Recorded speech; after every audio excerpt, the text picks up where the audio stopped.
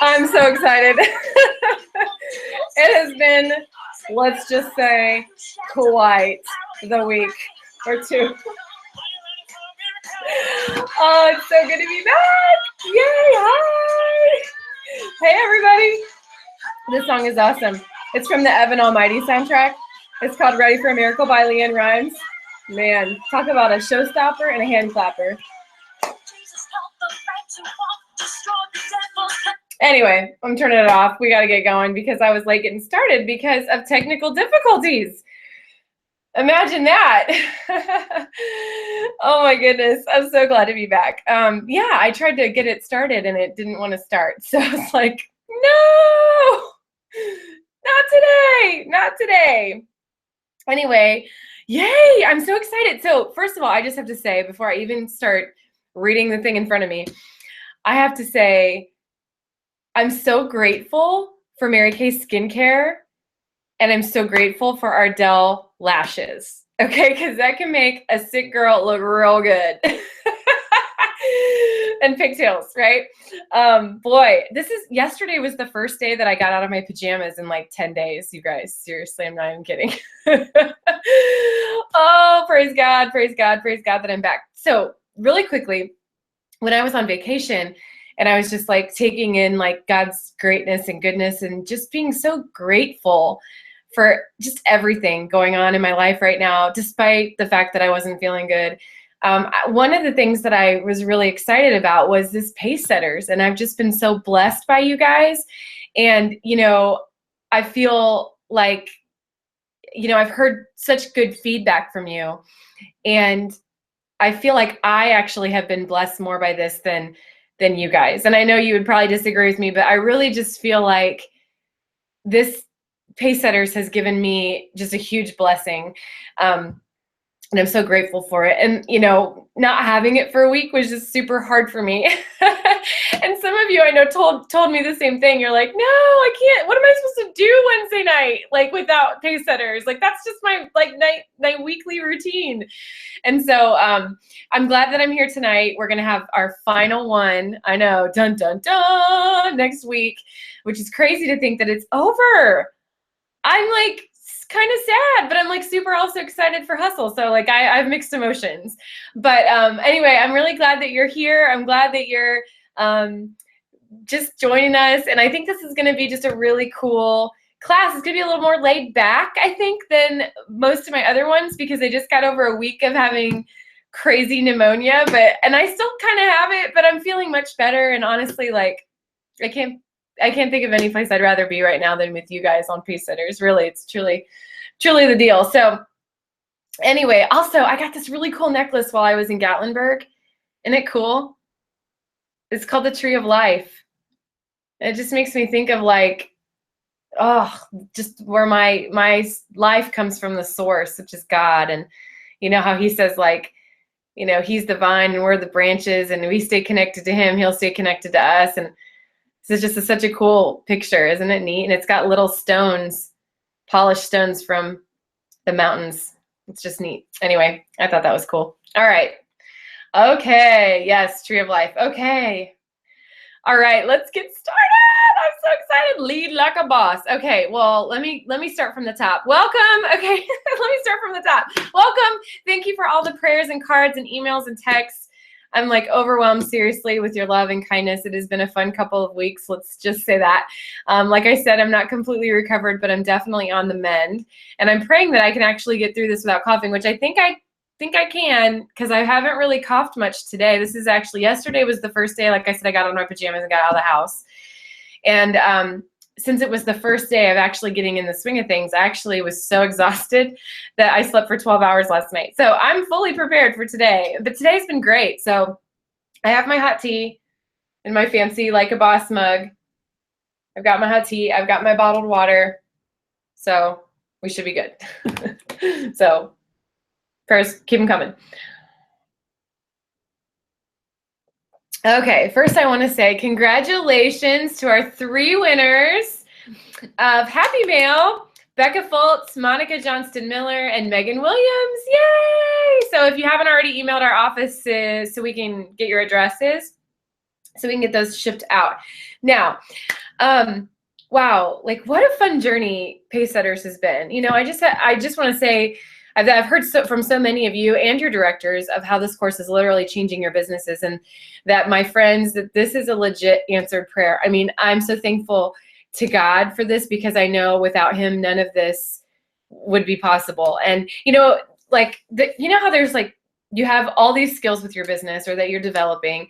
You have skills that you may or may not like doing, but you do because it's part of the business. And then you have your sweet spot, which is like what you just love to do and that you feel like you were made to do. And that is this. Like, this is what I feel like I'm made to do. So this just brings me such joy. This is our second to last week of our Like a Boss Pacesetters, and I told you I'm almost sad that it's almost over. But the good news is that if you want to continue these Wednesday night traditions with me, the good news is Hustle, #Hustle, is right around the corner, and I'm so excited. I have gotten tons of questions about Hustle, and so I just want to be really clear on what this next upcoming one is going to be like. I'm just going to take a minute to talk about that. So number one, please, you must ask your national or your sales director if you can participate. I would never want to take any of you away from any program or Pacesetters or activity that your area or unit or leader is already running with. So this is a must, just to respect the legacy of our Mary Kay leaders. So that's number one. Number two, this course is for if you want to take a promotion, maybe even a big promotion by seminar, maybe your first car or next car, maybe directorship or court of sales or court of sharing. This is the course for you, especially if you want to do it quickly. Number three, it is for consultants or directors who just want to take the business to the next level. They're just ready to step it up a notch. Number four, there will be more accountability, more involved homework, but probably what you'll already need to be doing to hit your goal anyways, and it will be optional, but it'll be a little bit more involved. Number five, there will be recognition like before and still happy mail. And it's only 6 weeks long. You know, it's just enough to settle in some healthy habits and get you the jump start you need to push through till seminar. Okay. And then, you know, maybe, just maybe, we'll do another Pacesetters after seminar. I haven't decided yet because I have a lot of like a heavy travel season coming up after that. But this won't be the last you see of Tina France on the Pacesetters. Just keep that in mind, just so you know. But any questions you have, there's going to be an email address that I'll be posting specifically for the Hustle Pacesetters, because it is a separate series. So I'll send you that email after this Pacesetters is over. All right, let's move on to today's topic: lead like a boss. Thank you. I'm glad you like the necklace. I love it too. Yay, Monica. Yeah, you're on. Woohoo. Okay. Sorry, I get distracted by the comments that are over there. And then my notes are like right here. And then the camera's right here. Hey. Okay. So when I say the word leadership, what do you think of? Do you think of famous people who wrote books on it, like John Maxwell, or someone who has famous podcast series like Craig Rochelle? Maybe you think of a specific person in your life now or when you were growing up that poured into you, that added value to your life or was a mentor to you. Maybe you think about yourself and all the different roles that you play and how leadership is necessary in all of that. Maybe you have immediate doubts as to whether or not you are a good leader. Well, no matter what you think about when hearing the word leadership, we're going to go over some key things that I think are important when it comes to your Mary Kay business. But first, I want to begin with a story. In the 1930s, there was a young boy who had become addicted and obsessed with eating sugar. Like any young boys, hello. But his mother decided to get help and took the long, hot journey with her son, walking many miles and hours under the scorching sun to visit Gandhi, the one and only. She finally reached Gandhi and asked him to tell her son to stop eating sugar. It wasn't good for his health. Gandhi replied, "I cannot tell him that, but you may bring him back in a few weeks, and then I will talk to him." The mother was confused and upset and took the boy home. 2 weeks later, she came back. This time, Gandhi looked directly at the boy and said, "Boy, you should stop eating sugar. It's not good for your health." The boy nodded his head and promised that he wouldn't. The boy's mother was puzzled. She asked, "Why didn't you tell him that 2 weeks ago when I brought him here to see you?" Gandhi smiled and said, "Mother, 2 weeks ago, I was eating a lot of sugar myself." Isn't that good? So good, right? All right. So the moral of the story, right? The main lesson is you can't tell someone to do something with any effect or with any integrity if you aren't doing it yourself. Good intentions aren't good enough. A good leader doesn't teach theory. Okay. When I think of leadership, I think influence. I think influence. I don't always think in titles like sales director or national or president or CEO. I think influence. You don't have to have a fancy title to have influence. You can be influential in any area of your life, no matter what your title or pay grade. Mothers lead children all the time. Managers lead teams, and sled drivers lead dogs, and none of them have a fancy title. The point is, you can be a leader if you want to have influence, and if someone is influenced to follow you. When I see a leader, I see a person who has some really good skills in a few areas. Number 1, attitude skills. Number 2, people skills. Number 3, equipping skills. Okay? We're going to break down these skills, and my hope is to give you some ideas on how you can improve these skills in your life, ask you some questions that get you thinking about what you can do to improve these skills in your business and life so that you can be a leader who makes a difference in your own life and in the countless numbers that you will touch. So let's break down attitude skills first. We're going to talk about your tude. Your tude, dude. I always thought tude was a funny word because it just sounds too close to other words that I'm just not going to say. But I mean, attitude is everything, really. I have that on my affirmations thing somewhere. Where is it? Yeah, attitude is everything. It's everything. But 3 things I think about when it comes to attitude skills. I think about servanthood, I think about positivity, and I think about persistence. Servanthood is an attitude. How do you serve people? Do you do it when nobody's watching? Are you arriving early to help your director set up or staying late to tear down? Are you asking the people that pour into you what you can do to make their life easier? Do you have an attitude of gratitude? Are you never too proud to take out the trash at an event that you may be even speaking at? One of the best things I ever heard in my life about our former Mary Kay president was a few years ago when my sales director friend April Hutchinson was picked for this crazy photo shoot and was the cover of Mary Kay's Headshot magazine for years. And I think she actually still is. She's that beautiful blonde that you see on the cover of the photo shoot area at seminar where you can get your picture taken in your gown. But anyway, she was whisked away in a limo. I had her makeup touched up, and I don't remember the whole story, but I remember it was time to go, and she was at the convention center, and she couldn't find her purse. So was semi-frantically walking around the convention center, going in and out of the rooms that she may have been in on her way to these photo shoot things.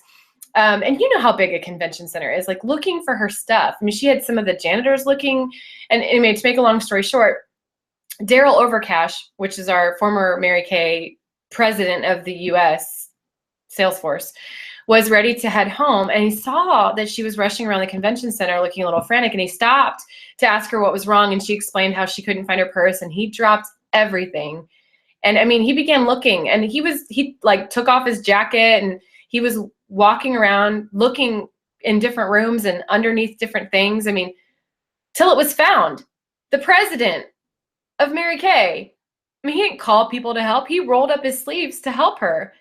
It was an awesome, I mean, what a servant's heart. I mean, that's such a good example of someone who, you know, he might have the highest position and title, but he's still willing to get down and serve other people. Just that story made me love him so much more. But anyway, attitude is all about having a servant's heart. Good attitude, roll up your sleeves, serve people. Next in attitude is positivity. You know, people, if it's not positive, it's just negative. That's what it is. It's just negative. And we're all subject to it. Like you can't like lie and pretend that you're like 100% positive all the time. And we all have the moments where we find ourselves whining or complaining about something. And anyway, I cannot tell you how many people try to justify their negative comments by claiming that they're just a realist. Well, that may be so, but you're a negative realist and your reality doesn't have to be mine. So I'm remaining positive and optimistic. You know, studies show that positive people are happier and they live longer. Imagine that.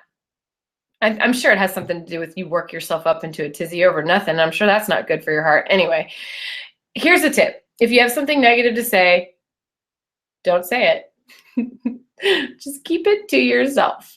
Okay? And follow it with the words, well, at least dot dot dot dot dot, like in your brain, and think of one thing that is positive. Okay? Now please listen to me. I'm not saying that if you have a serious problem in your business or there's an issue that needs to be talked about, that you don't go to your director. Okay, but here's my rule. If it's something in your business that you need help with, you go to your director. Okay, you don't go to your sister consultant or your team members or, you know, your mom or your husband, definitely not your husband.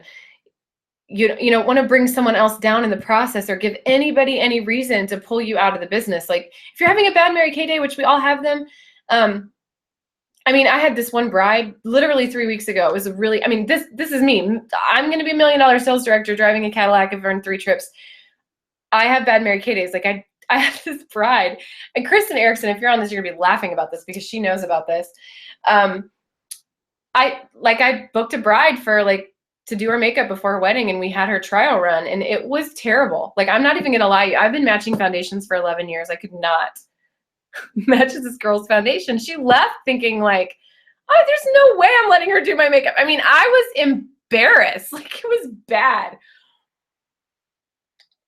It was really bad. And like, I can do some beautiful wedding makeup. Like I can make brides look slamming. And I don't know what it was. I don't know if I was just off that day.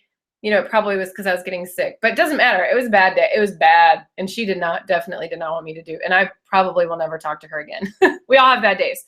But if you have a bad appointment, don't tell your mom or your sister or your husband. They're just waiting for you to say something where they can save the day. Like, oh, that's okay. You don't even need to do that Mary Kay thing, blah, blah, blah. No, you don't need that. That's not what you need, okay? You actually need to talk to somebody who's been there, done that, and can walk you through it, like your sales director. She's the one that actually needs to hear that stuff. Also, and she can fix it, okay? She can help you push through that. But let me be straight and clear here. If it's not an actual issue, if you just want to vent, pray about it or journal that stuff. Please spare everyone else the drama. Like, I joke in my unit that if I ever hear drama start up about anything involving anyone, or anyone is talking about anyone else behind their back and it's not good, I'm literally going to start bringing a rubber chicken to meeting and hitting people on the head with it. Like, I'm not even kidding. Ask my unit. I've talked about it, and I wasn't joking. I'm dead serious. Like, the last thing we need in our lives is drama. You know, leave it at the door. Nobody wants to hear that stuff. Like, you're not the person that brings energy to the room if you're the one who's constantly complaining and bringing your baggage in somewhere. So just give yourself a checkup from the neck up, as in, is my attitude in check before I enter a party, before I enter meeting, before I'm entering to talk to my team or whatever. Like, just, it doesn't need to be broadcasted to the world. I always tell people, I love to hear people talking behind other people's backs if it's good. That's the only time you'll hear me talking behind someone's back ever, is if it's good stuff. It's stuff that I want them to catch me hearing. I want someone to tell them I said about them. So anyway, rubber chicken. All right. The next one is persistence is an attitude. Persistence. I heard that most national sales directors in Mary Kay were not recruited in one layer. They weren't recruited at their first event or their first career chat, or their second or third or fourth. Most were recruited after persistent follow-ups from their recruiter. You want to bring in the rock stars? You have to be a persistent rock star yourself. Yes, I'm telling you to bug people. Legitimately bug people. Just be the right kind of bug. The mosquito, not the mosquito kind, the one that everyone wants to swat at. Shoo fly, go away, don't bother me. No, be the butterfly that no one minds when it flutters around from time to time. Attitude skills, servanthood, persistence, positivity. Be a butterfly, you got this. Okay, so ask yourself these questions. So these are some attitude checkup questions. How can I improve the way I serve my leaders in my Mary Kay business? How can I be more positive? What is one thing I can do differently in my business to be more persistent, especially with the people who are worth it. Like, you know, the ones that just stick out and you can't get them out of your head because you know how much they would rock at this. The ones that are, you know, national sales directors, okay? Okay, so number 1 was attitude skills. Rocking the awesome attitude. Number 2, people skills. People skills. People skills. Okay. Run away from the rubber chicken. You guys are killing me over here. Okay, people skills. I think I used to think of this as, do you like people or not really? Yeah, but that's not really what it is. It's a skill really about effectively communicating in a way where people feel you care and form a trust easily with you. One of the best communicators in my unit is Kristen Erickson. I keep bringing her up because her and I talk a lot because she's in DIQ, and I'm moving her, we're moving together as she moves into directorship. And we've been talking about just different things that will help improve her as she builds her unit. And she's such a great communicator, and she makes people feel so amazing in their space. And so there's 2 main things I want to share with you about people skills. And the first is effective communication. Effective communication. How well do you listen? You know, Mary Kay always used to say that God gave us 2 ears and 1 mouth for a reason. Do you find yourself wanting to finish people's sentences? Oh my goodness. Like, if you're anything like me and I'm in front of somebody who just tends to think about what they're saying as they're saying it, so they slow down as they're thinking about what they're going to say, and then you just kind of want to grab their tongue and pull it out of them so they'll actually say it or finish their sentence for them. It's almost like you have an impatience about listening. I used to be that girl. In fact, sometimes when I'm in the wrong mindset, I'm still that girl. I still get a little impatient, and I have to check myself before I wreck myself, because nobody wants to be rushed. They want to be heard. Did you hear that? Nobody wants to be rushed. They want to be heard. One effective way to listen well is to repeat back what the person is saying. So like, start with it. You know, they say something, they pause. You say, so what I'm hearing you say is blah, blah, blah, blah, blah. Is that right? Or just to be sure you understand, I understand, did you mean, you know, great communicators use examples. They repeat back, they listen well, they tell stories to emphasize a great point. Communicators are non-judgmental also. Like, I feel like they just aren't going to judge you. They see you where you're at. They kind of come to your level. They cross over to your side of the street, so to speak. When you can get the feeling, when I get the feeling of she gets me, or she understands, I'm in the presence of a good communicator. Okay. You know, and non-judgmental is, even if it's not what you would do, doesn't mean that way they would do it is wrong necessarily, especially if it's something that's not black and white. You know, and also coming from a place of love and always assuming that they have the best intentions until they prove otherwise is a smart way of communicating. Also, and, you know, last but not least, belief. Just choose to believe in people, no matter what. Belief literally is a superpower. If you can just grasp this piece with your teams, if you just believe in them, it will feel like a superpower, because people want to feel important and they want to be believed in. And you may be the only person that truly believes in them. Just choose to believe in people, no matter what. Second thing with people skills. So we already did attitude skills. We talked about, you know, people skills, and the first thing, communication. The second thing, along with communication, is confrontational skills. Now, please hear me. This doesn't mean that you are queen of calling everybody out. Okay, that's not what this means at all. Not at all. In fact, it means not that even in a little bit. It just means that if something uncomfortable needs to be addressed, that you are willing to have the conversation not run from it. And I'm not talking about texting.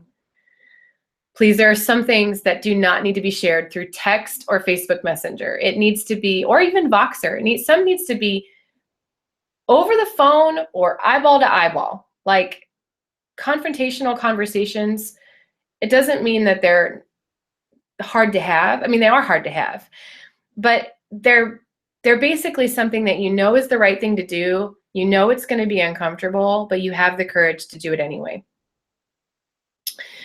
You know, you're willing to address it. You're willing to not run from it. Example, like a consultant wants to quit or return their product. You need to have a live conversation about it. Listen to her fears and ask her questions, give her options, find out if it's something you can actually help her through so that quitting her business and closing the door does not disrupt her dreams. You guys, people are going to have hiccups in their business. They're going to be scared. They're going to listen to the doubts and the fears, and you're going to be the one who can listen to them and talk them through that and get to the real issue. Remember, fear is just false evidence appearing real. And you will want to have the skill of courage to pull her from fear over to faith.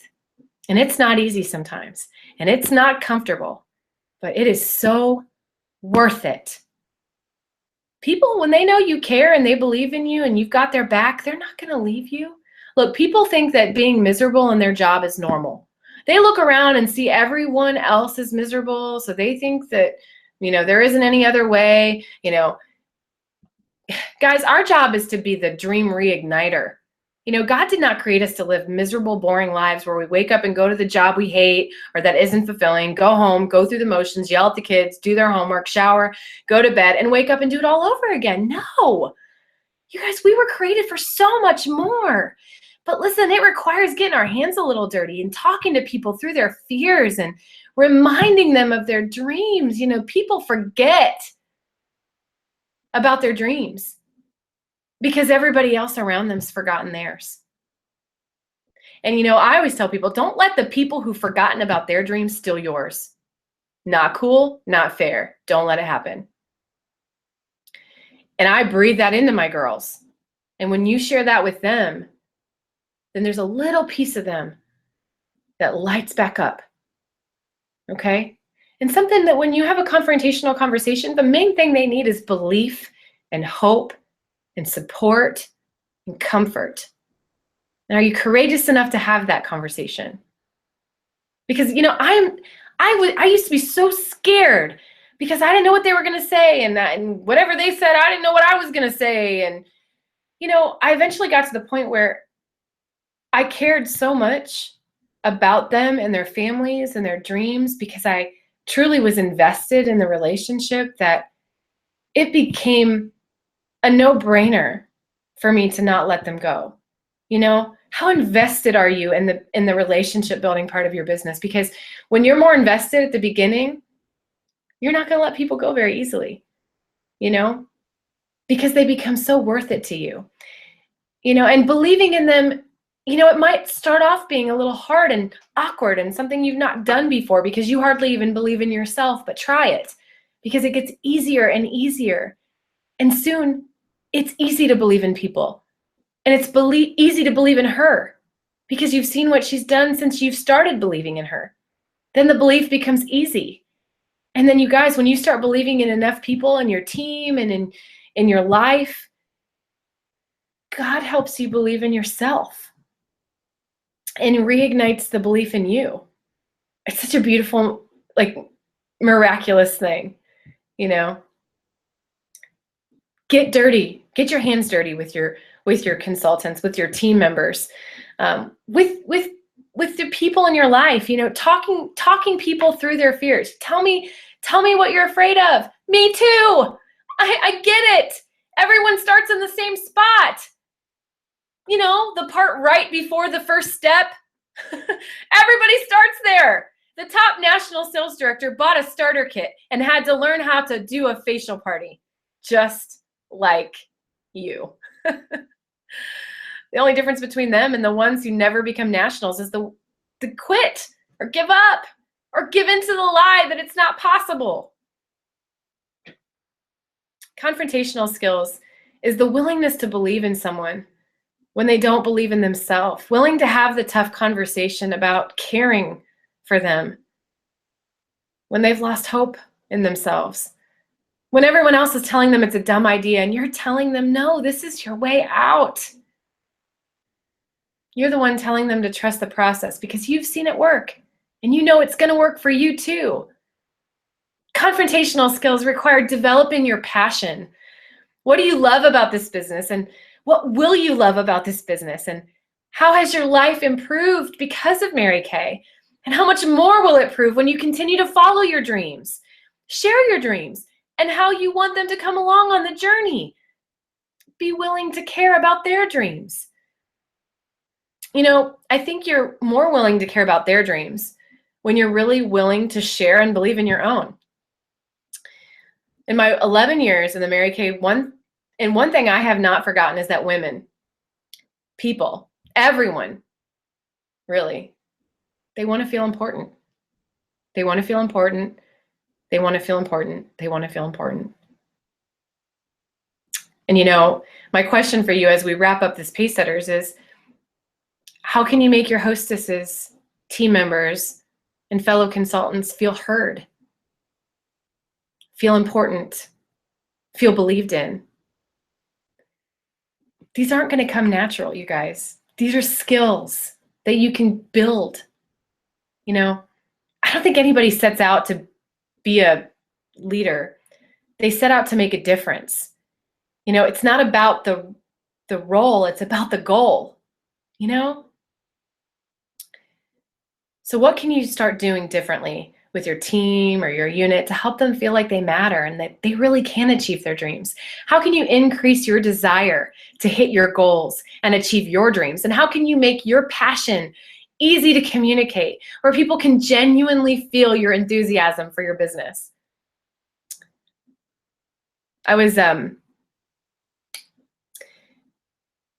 I told you yesterday, it was like the first day I got out of my pajamas and I went to our director meeting in Cincinnati with Julia and all the Burnett area directors. And, you know, I was just sharing a little bit about us, this Pacesetters course. I was sharing about some changes I made in my unit recruiting. And I was sharing a little bit about my personal testimony, believing in myself again, and our run for million, you know. And the comments that I got after the thing was, I could tell, Tina, that you're really passionate and that you really are going to do this. I can see it in your eyes. I can hear it in your voice. Like your physical body changes when you talk about your goal and your dream. And it's because that passion is something that I really believe in. And the belief took time. It didn't just happen. Like I had to put the action steps in place first. And then when I did the actions, when I didn't even believe it, I started seeing results, and seeing those results increased the belief that I didn't have.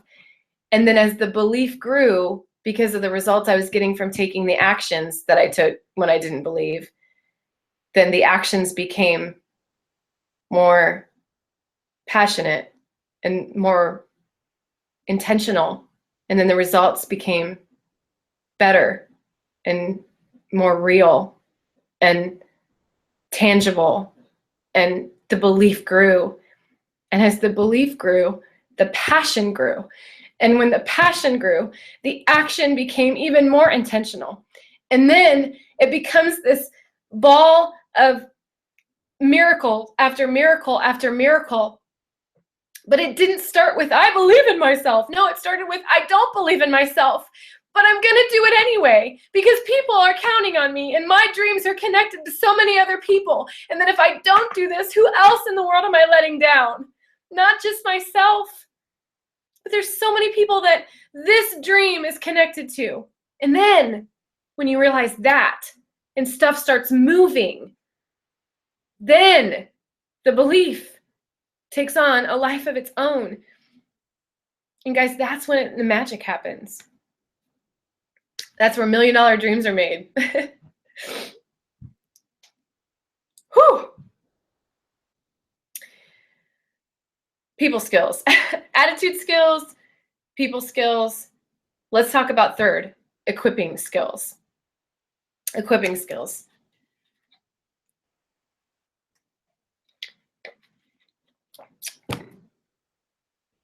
The magical balance of educating and coaching without the evil E word, enabling. I call that the evil E, enabling. Oh, enabling. It's a icky word. Empowering people to own their own organization and to own the results and to accept responsibility for whatever they do or don't do.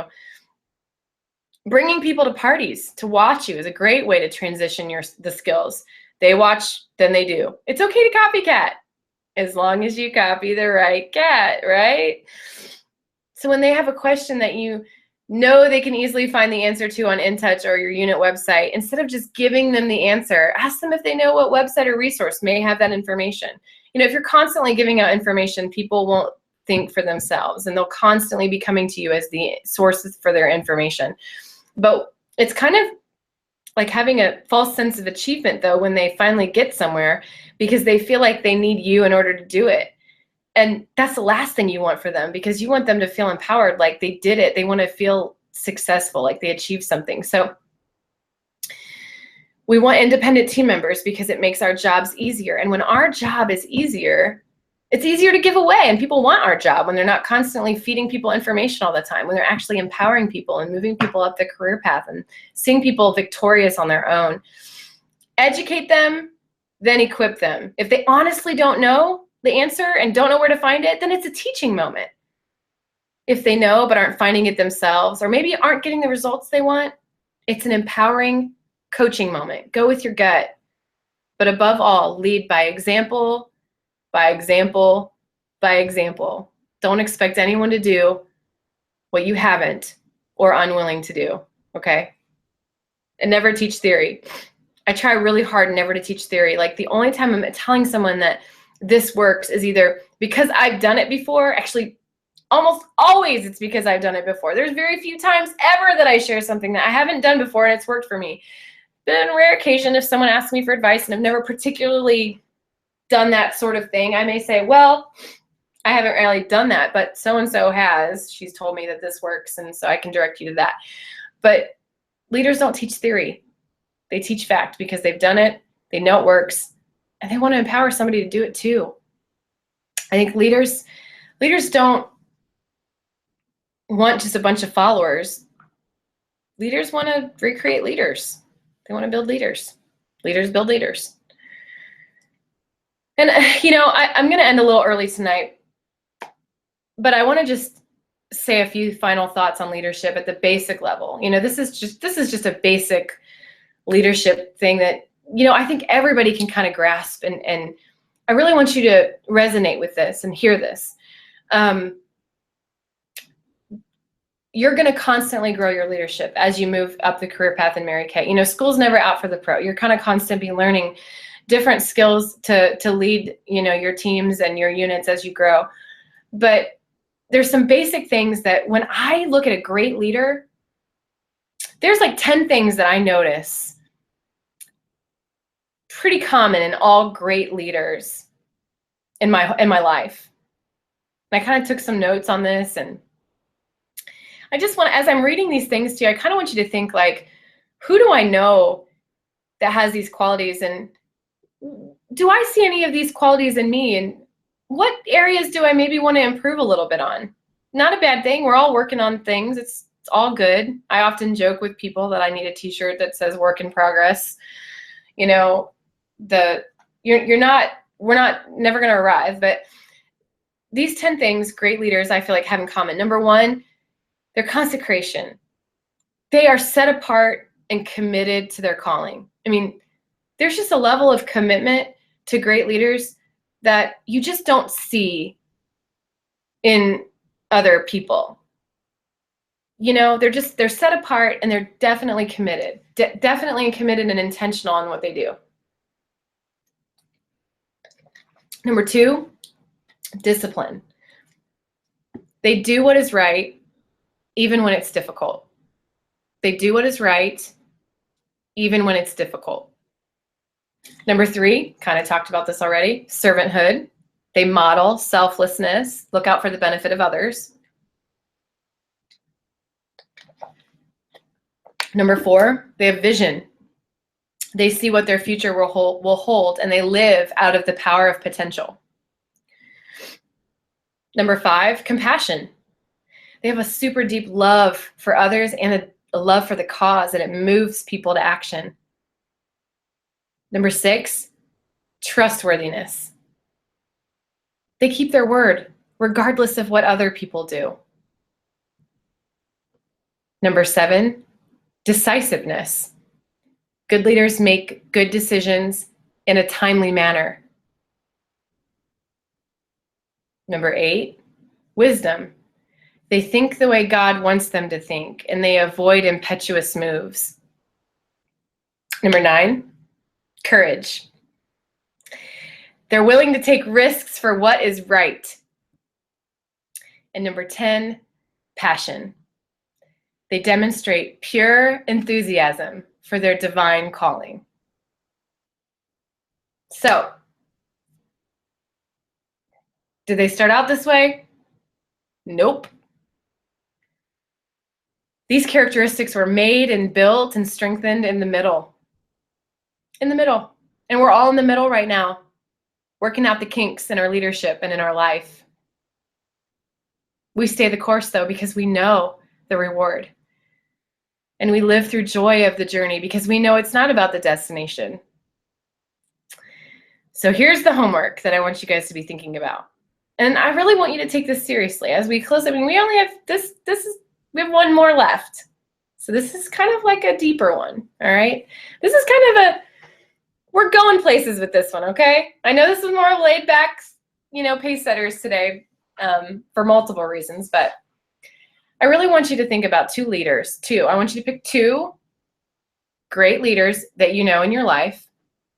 It can be home, work, church, Mary Kay. 2 great leaders. And I want you to write them a letter of what you admire about them. It could be your sales director. It could be your Bible study teacher. It could be your pastor.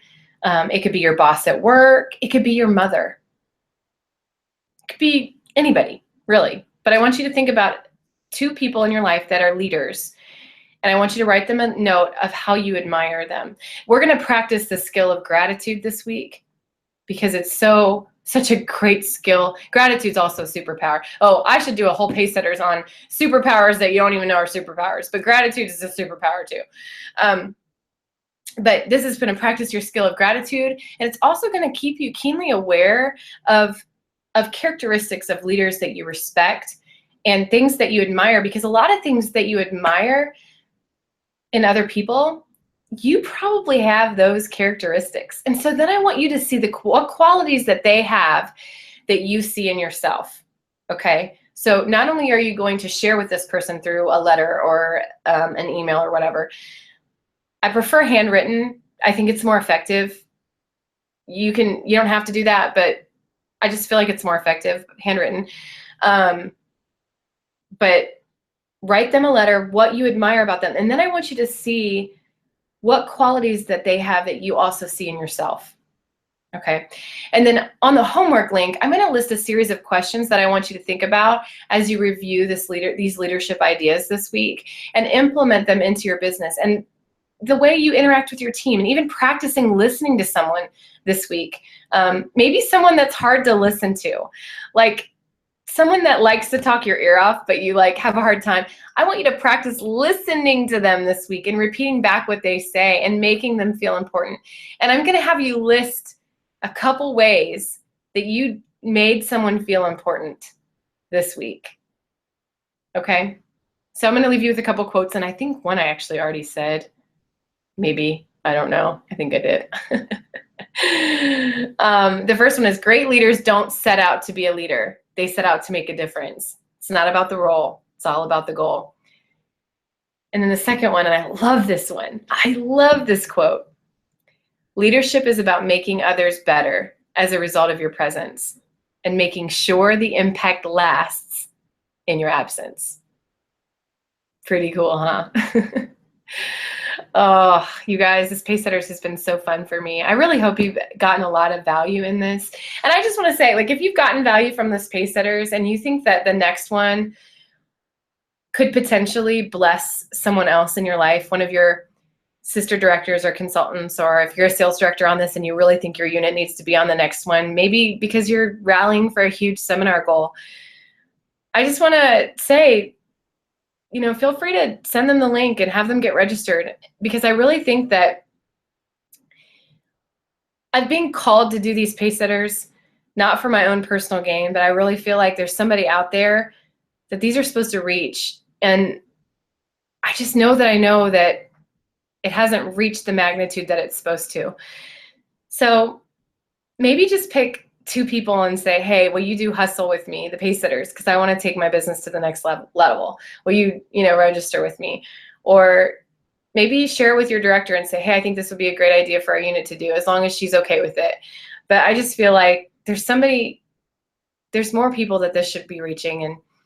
And I just know that God has called me to this. And so I just thank you for being on. Thank you for being a part of our Like a Boss family. You know, this original pace setters is going to be special to me in my heart, because it's the first one that I've ever done, and extended it to other than my personal unit and family. So I just want to say that you guys always have a special place in my heart. I'm always going to keep the Facebook Like a Boss pace setters open so that you can always go back as resources to that. And after the whole thing is over, I'm going to, kind of open it back up to people, not in the group, but the actual website is going to be more open for people to get the information and stuff like that. But I just love this. I love Like a Boss. I love all of you. You guys have been so fun and so special to me. And there's always going to be a special place in my heart for this pace setters. But anyway, next week is going to be Party Like a Boss. So excited, because you guys are going to have the best skincare parties ever. And they're going to come to your Mary Kay parties and think, I've never been to a Mary Kay party. This is so much fun. They don't even know. So anyway, next week is going to be awesome. We're all going to party like a boss, and that will end our series. I know, all great things must come to an end. You guys have a great night. Thanks for bearing with me. Thank you for praying for me last week. I am on the mend. I love you guys. Have a good night. Bye. Here, let's do some music on the way out, because I literally love this song. Hang on.